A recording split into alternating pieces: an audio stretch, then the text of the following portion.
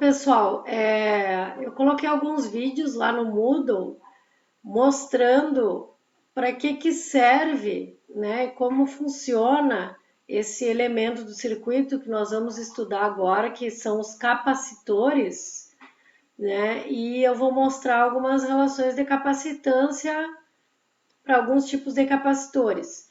Eu espero que tenha ficado claro que o capacitor é um elemento do circuito que tem a função de armazenar uma carga, né? Mas para fornecer energia. No fundo, o capacitor ele fornece energia para o start de algum equipamento.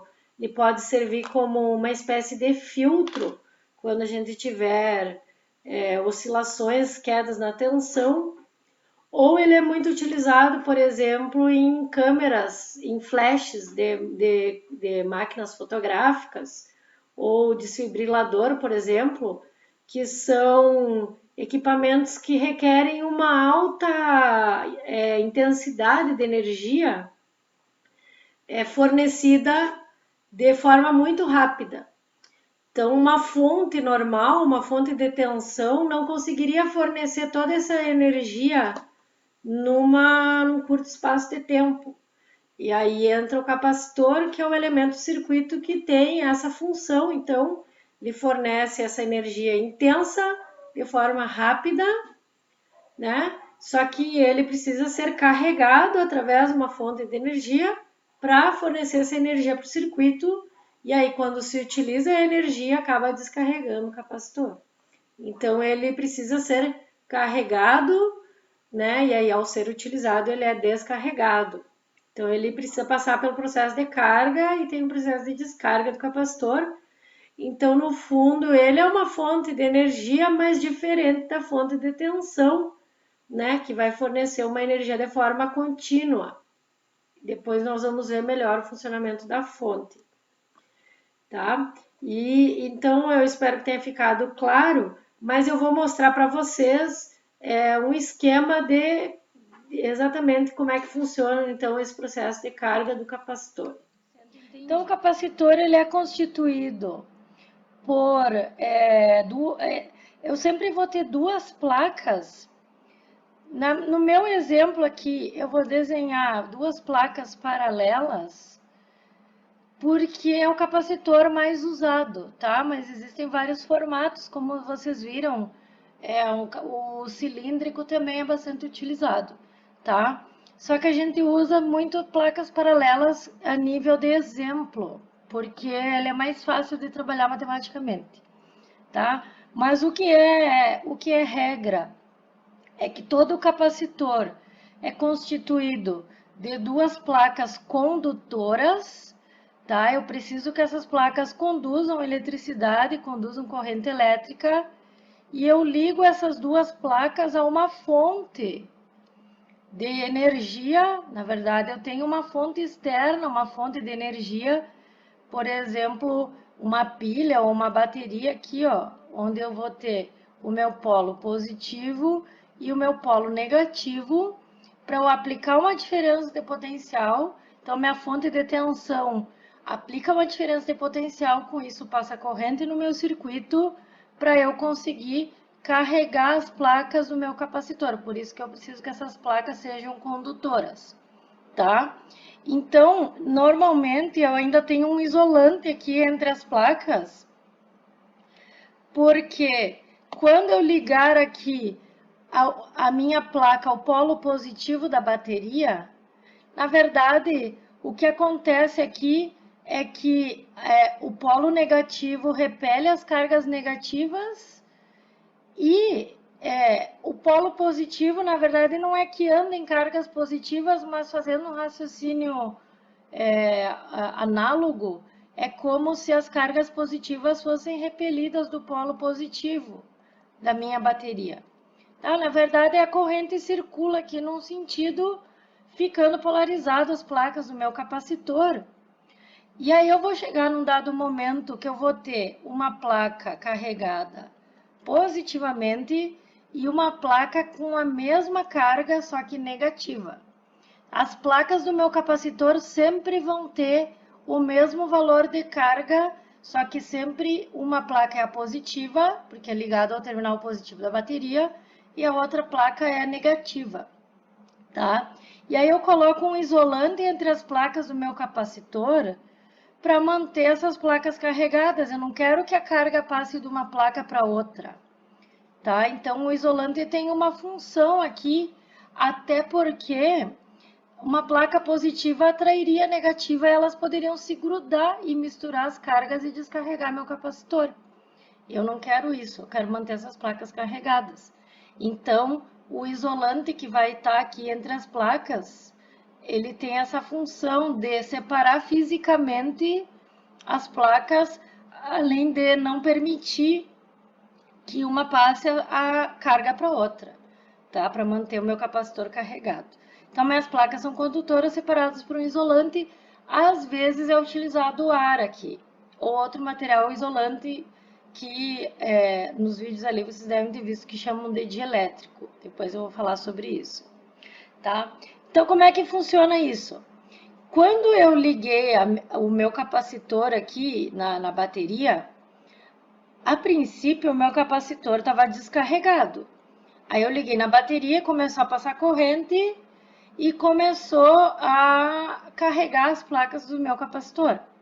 As placas vão carregando, vão carregando, vão carregando, até que o capacitor atinja uma diferença de potencial, que eu vou chamar de V agora e não ΔV, para facilitar a notação, mas é uma diferença de potencial, tá?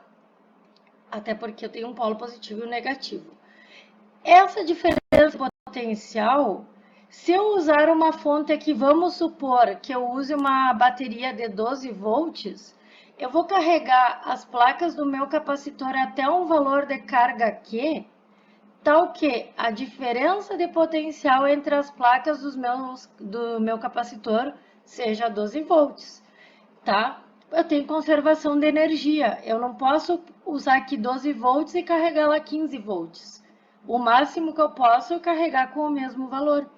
Então, se eu usar uma bateria aqui, uma pilha de 1,5 volts, eu vou carregar as placas do meu capacitor até atingir 1,5 volts de diferença de potencial, tá? Então, essa carga vai ser relativa ao... Eu vou adquirir uma quantidade de carga até atingir a diferença de potencial da fonte, tá? Claro que existe um limite. Se eu usar 20 volts aqui, eu carrego até atingir 20 volts lá. Mas se eu aplicasse, por exemplo, 1000 volts aqui, talvez o meu capacitor não aguentasse e queimasse, eu explodisse, né? Eu estragaria o meu dispositivo. Existe um limite máximo, existe a tensão máxima que o meu capacitor aguenta, tá? Mas dentro do limite do capacitor, o valor que eu aplicar aqui é quando ele carregar totalmente, ele vai carregando, carregando, quando ele atingir a carga máxima, ele vai atingir a mesma diferença de potencial que a bateria, tá? E aí as placas sempre vão ter o mesmo valor de carga. Então, quando eu falar em carga de capacitor, a carga é que tanto faz se é positiva ou negativa, porque elas vão ter o mesmo valor, tá? Existe uma relação matemática que a carga, então, ela é proporcional à diferença de potencial que eu vou atingir aqui, né? Que também vai depender da minha fonte. E a constante de proporcionalidade C é o que a gente chama de capacitância do meu capacitor, tá? Então, a minha capacitância é a carga dividido pela diferença de potencial. Então, a unidade disso aqui no sistema internacional ficaria Coulomb, que é a unidade de carga, por Volt, que é a unidade de diferença de potencial, ou potencial elétrico, e Coulomb por Volt ganhou um nome especial que se chama Farad. Vem de Faraday. Farad é a unidade de capacitância, tá? Só que a capacitância, olhando essa relação matemática aqui, ó, Quanto maior a capacitância do meu capacitor, mais carga eu consigo armazenar para uma mesma fonte. Então, a capacitância me dá uma medida de quanta carga eu consigo armazenar no meu capacitor, tá? Quanto maior a capacitância, usando a mesma pilha, o capacitor com maior capacitância vai adquirir mais carga do que um de menor capacitância. Então, a capacitância me dá um valor da quantidade de carga que eu consigo acumular nas placas para produzir uma certa diferença de potencial, tá? Só que essa capacitância tem que ficar muito claro que o que faz de fato variar a capacitância de um capacitor é a geometria, tá? Na verdade, a capacitância aqui é a razão entre carga e diferença de potencial, mas ela não depende disso, tá? A capacitância depende das propriedades geométricas do meu capacitor. Se eu aumentar o tamanho da placa aqui, ó, eu tenho mais espaço para colocar mais carga. Então, eu vario a capacitância do meu capacitor. Se eu mudar essa distância de separação aqui das minhas placas, eu também posso variar a capacitância do meu capacitor. Então, a capacitância, ela depende da geometria das placas, tá? É isso que faz a capacitância variar para um capacitor de mesmo material, digamos assim. Se eu tenho dois capacitores feitos de mesmo material, um vai ter a capacitância maior que o outro, dependendo do tamanho das placas e da distância de separação entre elas, tá? Então, que fique claro, a capacitância depende de questões geométricas, mas no fim, ela é uma medida de quanta carga será acumulada para uma certa diferença de potencial. Então, assim, vocês devem ter visto nos vídeos que o capacitor armazena essa carga para fornecer energia, né? Então, ele armazena essa carga usando uma fonte de tensão e eu poderia usar essa fonte também para fornecer energia para o meu circuito. Então, qual que é a diferença entre usar uma fonte e o capacitor? Então, a começar que vocês viram que o capacitor precisa da fonte. O capacitor precisa de uma fonte externa para passar corrente e carregar ele, coisa que a fonte sozinha daria conta, tá? Então, é uma diferença. O capacitor carrega e se eu usar ele num circuito, quando eu usar ele, vamos dizer que eu vou ligar um LED, ele vai descarregar as placas. Para eu usar ele de novo, eu tenho que carregar ele de novo. Então, ele é um dispositivo que carrega e descarrega, tá? Mas ele tem uma vida útil bastante grande nesse carrega e descarrega, diferente da fonte. Se eu usar uma pilha aqui e descarregar, pode ser que eu não possa mais utilizar essa pilha, né? Existem recarregáveis, mas a vida útil é menor em termos de processo de carga e descarga. Então, é uma diferença. Mas a diferença principal para o uso do capacitor é como que eu preciso usar a energia do capacitor. Por exemplo, o capacitor é muito utilizado em flash de câmera fotográfica, porque o flash requer muita energia liberada muito rapidamente. A fonte libera energia de forma lenta. Então, para um flash, eu não sei se vocês já viram que ele dá uma luz bem alta, bem forte e rapidinho e ele já desliga. Ele é uma liberação de energia intenso e rápido. E quem é capaz de fazer isso é o capacitor. Então, ele é muito utilizado para quando a gente precisa de energia intensa e liberada de forma rápida. A fonte não dá conta de liberar energia de forma rápida. Então, no circuito eletrônico, o capacitor tem essa função para coisas, por exemplo, dar start de um equipamento que precisa ser rápido, ou até mesmo como um filtro, às vezes para queda de tensão, o capacitor tem uma energia ali para liberar, tá? Mas ele não tem exatamente a mesma função da fonte. tá? Quem alimenta continuamente o meu circuito é a fonte. O capacitor serve para alimentar elementos que precisem de uma liberação intensa e rápida de energia. Ele libera essa energia e ele descarrega. Aí ele precisa ser carregado novamente, tá?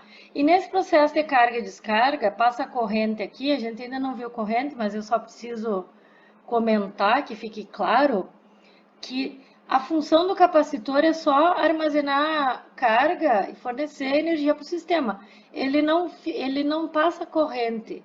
A corrente circula aqui até carregar meu capacitor e ele fica carregado, parou de passar corrente, não passa mais corrente, e fica carregado até ser utilizada a energia dele, tá? E aí, quando eu usar ele no meu circuito, eu descarrego o capacitor. Senão, ele fica com as cargas aqui acumuladas nas placas e para de passar corrente. E fica carregado até ser utilizado, tá? Ou uma segunda forma de descarregar meu capacitor, se eu quisesse descarregar ele, se eu não utilizar a carga dele, eu posso fazer um curto-circuito aqui, ó, unir as placas, eu acabo misturando as cargas, né? E aí eu descarrego o meu capacitor, tá? Então é mais ou menos assim que funciona. Eu preciso ligar o capacitor numa bateria, uma fonte de tensão externa, tá?